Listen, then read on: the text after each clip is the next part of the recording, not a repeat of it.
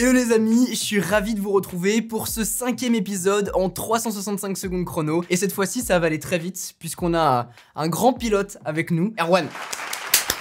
Merci, bienvenue à moi-même. Comment vas-tu déjà? Bah très bien, mouillé. Ouais, parce que t'es venu en moto, malgré le nombre de tests de voiture que tu fais, t'es venu en moto. On sait très bien que la voiture à Paris c'est pas l'idéal, donc je me déplace en moto, mais il pleut dehors. Mais sinon ça va bien, j'admire ton setup en fait depuis tout à l'heure, je suis très impressionné. Et bah c'est très gentil. Et pour ceux d'entre vous qui nous découvrent, 365 secondes chrono pour découvrir des réponses qui sont vraies ou qui sont fausses. Ça va être à nous de mettre avec nos petites ardoises les bonnes réponses et de gagner un maximum de points pour éviter le défi Microsoft 365 qu'il y aura à la fin. Est-ce que tu te souviens des anciens PC sous Windows? Oui. Tu te souviens des jeux qu'il y avait dessus? Oui, à peu près. Il y en a un, je sais que tu vas sortir, le pinball. Le pinball, ouais, je l'ai saigné celui-là. On va pas jouer à celui-là. Dommage. C'est des petites grilles comme ça. Ça te dit quelque chose? Enfin, je pense au démineur, mais je pense pas que ce soit ça. Exactement. Si. On va jouer au démineur sur Excel. Ok, vas-y chaud. Avant d'aller plus loin, je voulais remercier Microsoft et la Fnac qui, comme les premiers épisodes, me suivent sur cette série de vidéos. On met donc un logiciel de la suite M365 à l'honneur et cette semaine, parlons de OneNote. C'est votre pense-bête, votre déversidé connecté, accessible partout. C'est le lieu idéal pour créer librement, à la fois pour prendre des notes, y laisser toutes nos pensées, mais aussi des notes de voyage, des petits scripts, ou bien même pour dessiner directement sur la page. Comme sur du papier, vous pourrez tout mettre en forme là-dessus, mais bien sûr, étant un logiciel M365, eh bien vous aurez tous les outils nécessaires pour habiller vos idées. Ces notes peuvent bien évidemment être partagées avec d'autres personnes, si vous faites juste une liste de courses, ou bien un guide de voyage avec vos amis. C'est aussi le lieu pour utiliser son stylet si vous en avez un, ou bien le doigt directement pour prendre des notes manuscrites, pour rédiger en cours avant de les convertir en numérique pour les envoyer à ses potes plus tard. C'est hyper pratique. Vous avez même un prof de maths intégré qui réalise des calculs ou des équations avec des explications par étape de la résolution. C'est pas un prof, c'est plutôt un assistant, vous l'aurez compris, mais c'est hyper fort. Bien évidemment, tout ça est accessible sur votre ordinateur, mais aussi sur votre smartphone et même votre montre connectée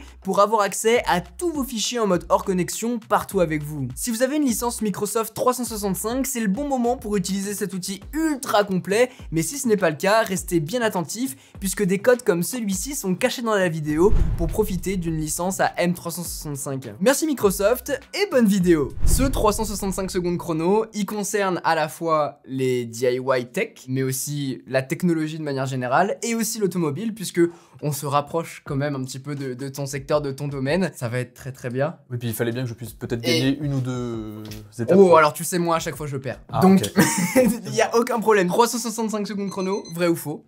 On est parti. Elon Musk a fondé Tesla. Faux.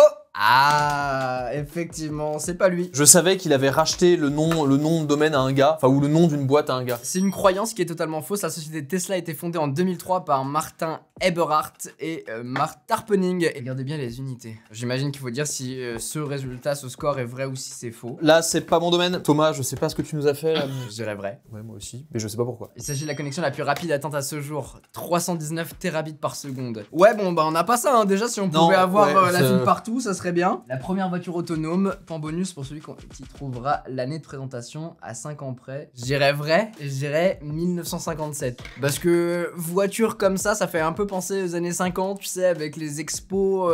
Ouais, ça fait tout. très années 50, 60 américains. Ouais, c'est ça. De toute façon, c'est des voitures américaines. En fait, ça me dit tellement rien. Ouais, c'est vrai. 1939.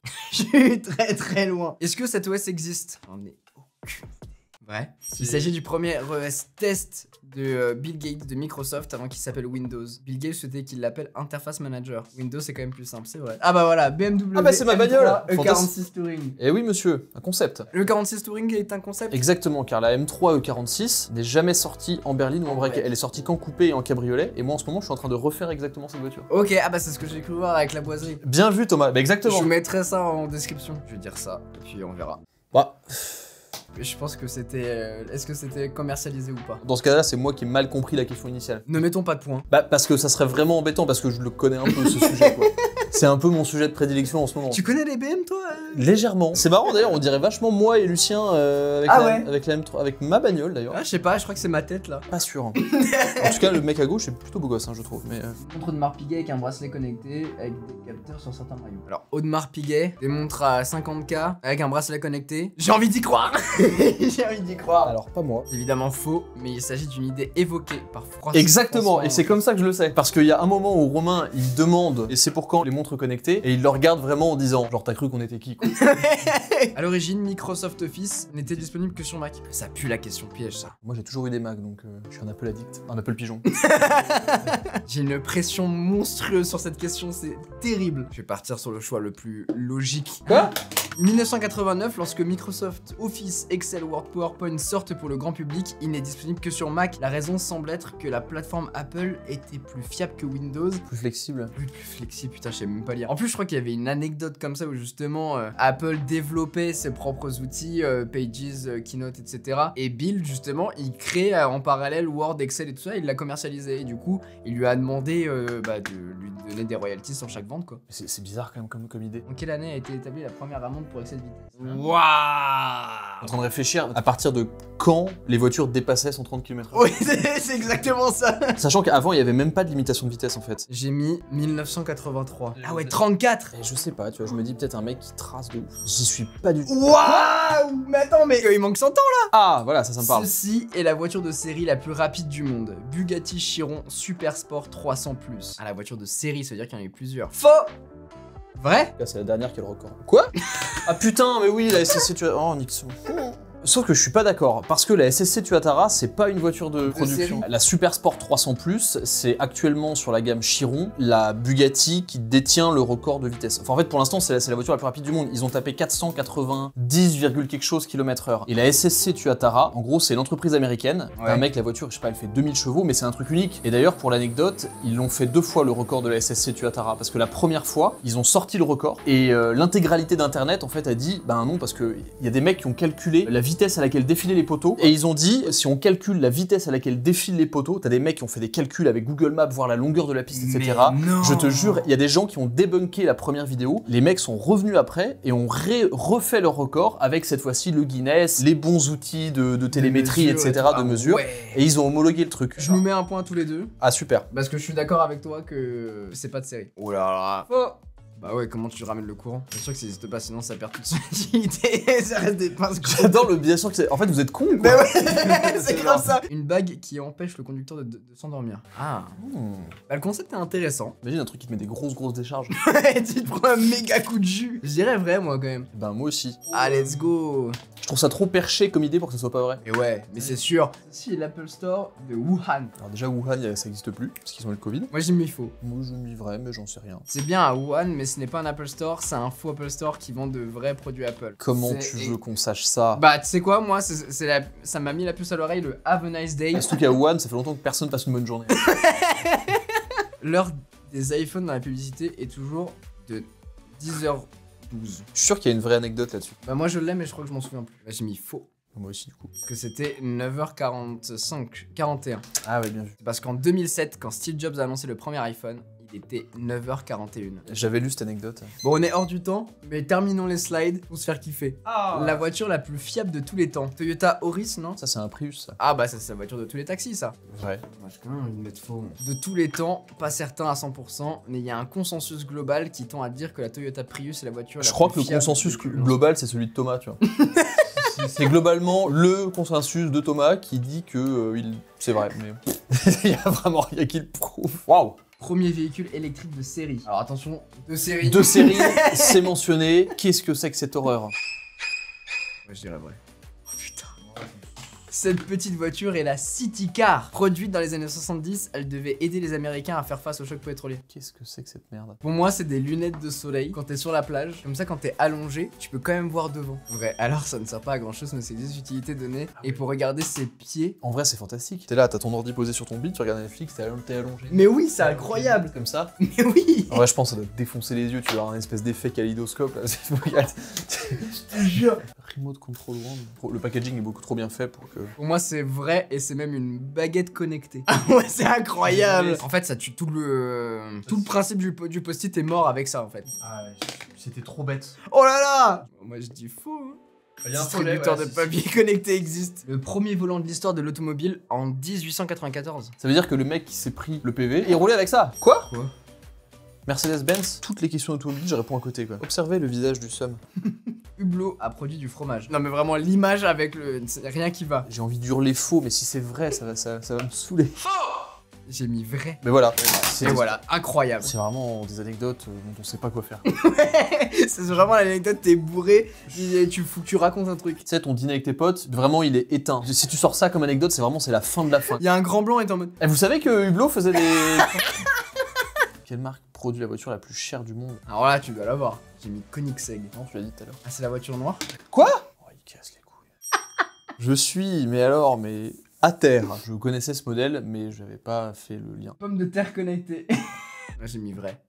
Effectivement, je pense que t'as dit juste, je pense que effectivement la pomme de terre, il y a un truc conducteur machin et du coup tu peux le relier. Je dis de la merde et m'écoutez pas, enfin changer de chaîne. La pomme de terre connectée était une blague mise en place par son créateur pour se moquer de la prolifération des objets connectés dans nos vies. Le pneu de voiture connecté. Encore une belle aberration. C'est vrai? Oui, c'est vrai. Le pneu connecté en 5G à la voiture permettant à celle-ci de s'adapter en temps réel aux conditions de la route. Par exemple, si un risque d'aquaplaning est détecté, l'info sera transmise au véhicule qui s'adaptera pour éviter les sorties de route. Incroyable. Ça devient trop autonome pour moi là. J'ai l'habitude des produits connectés, ça me dit quelque chose.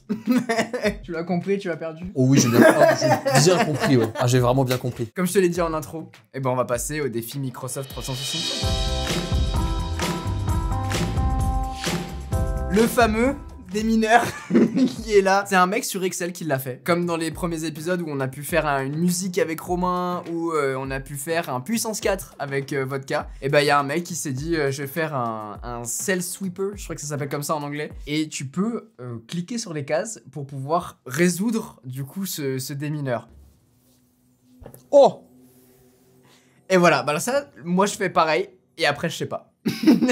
Et en gros, tu peux faire des clics droits quand tu te dis la bombe peut être là, tu peux faire un clic droit et ici bah, il y a écrit bombe. Et en fait, après, tu gagnes apparemment des points en fonction du nombre de fois où t'as mis au bon endroit qu'il allait avoir une bombe et que t'exploses pas. Dites-nous dans les commentaires si vous êtes un pro là-dessus, on veut tout savoir parce que franchement, moi j'y connais rien et on en a discuté un peu, toi non plus, je crois.